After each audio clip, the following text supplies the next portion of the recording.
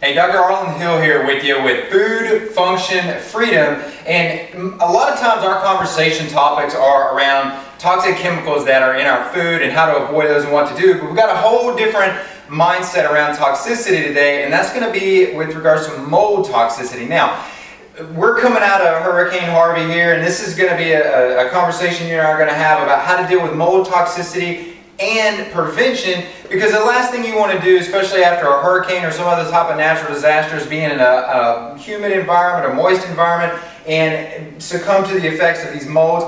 And I think it's important to let you know that these are not just molds, but these are also bacteria. And these are things that pretty consistently, I test these things with patients in my practice, but these things, unless you're dealing with some type of fatigue or illness, you don't tend to think about these things until a natural disaster comes around, and then they become in front of everybody's awareness. They're front of mind for everybody. So what we'll need to do today is show you a couple of things. You know, our situation, we weren't immune to the effects of this particular natural disaster with the flooding and the water damage, and you can see we had to come in here, we had to rip out some flooring, we had some moisture down here, we had the water lines. I mean, these are the typical things you see, right? So we're going to end up tearing this stuff out. But before I jump in there and start doing that, I need to do a little preparation. So that's what I want to share with you, because you don't want to be in an environment where you're dealing with these different molds and bacteria and the toxins that they produce, and now you're actually making yourself sick over time. So in this video, what I'm going to show you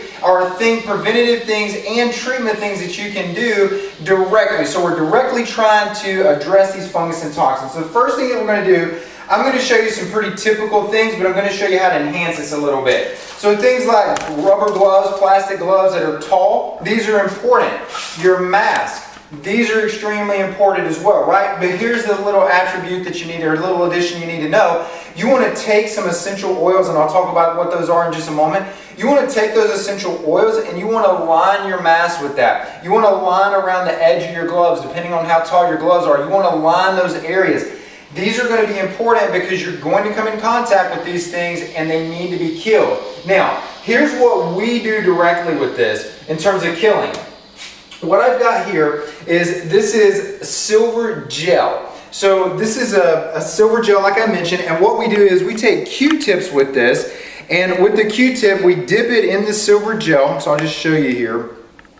We just take this, we dip it in our silver gel, we get some on the end of it here, and I actually will just take this and insert it into my nasal cavity and just swab around in my nasal cavity, and I'll do this a couple of times through this demolition process, or as I'm dealing with these various toxins. And this has a direct killing effect on these bacteria and the fungus, these different organisms. So that's where we start off with this, and of course you can also line that around the mask as well. So that's number one.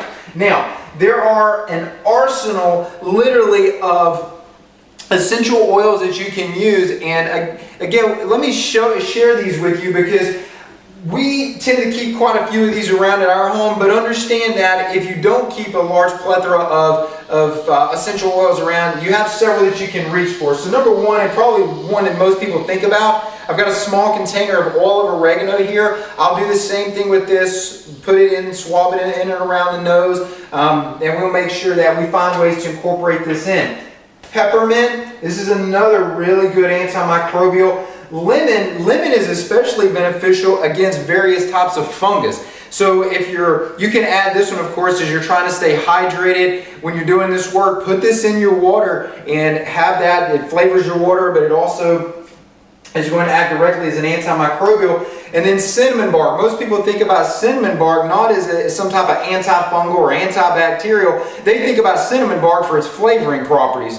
But this is a very strong antifungal, and one that you should find a way to incorporate in. Now, as you're dealing with these things, as you're coming into contact with them, there's a couple other ones that you may keep around and that may be beneficial for not just you, but for your pets as well. Cedarwood is a good one to keep around. Citronella. those are ideal. And here's the other thing, and there's a reason I put this spray bottle up here, and that's because you can take these oils, mix it into this spray bottle, put a little alcohol and water in here, make a solution out of this, and you can spray this around. So if you want to keep these toxic chemicals to control the mold out of your environment, which of course we would highly recommend, then you can put these in a spray bottle and keep spraying these around for several days after you've eliminated the obvious signs of mold. So keep that in mind. And then the last thing I want to share with you in terms of these essential oils is going to be frankincense. Now, frankincense is going to be an extremely powerful anti-inflammatory. And of course, when your immune system is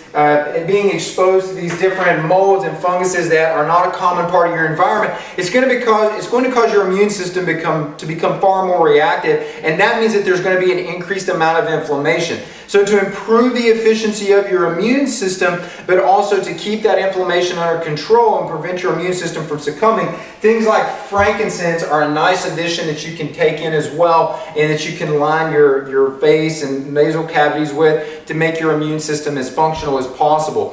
So keep these in mind. Just a quick recap: the silver gel, silver's a great one, especially in the gel, and you can also do that as a liquid and a spray. And then your oil of oregano, your peppermint, your lemon, your cinnamon, cedar and citronella, and then things like frankincense. So stay safe out there, be mindful of what you're being exposed to, and be proactive. And if you need to use these things in a treatment scenario, you can. But if you also need to use them for prevention, which we're going to be doing today, use them for prevention and don't allow yourself to get sick.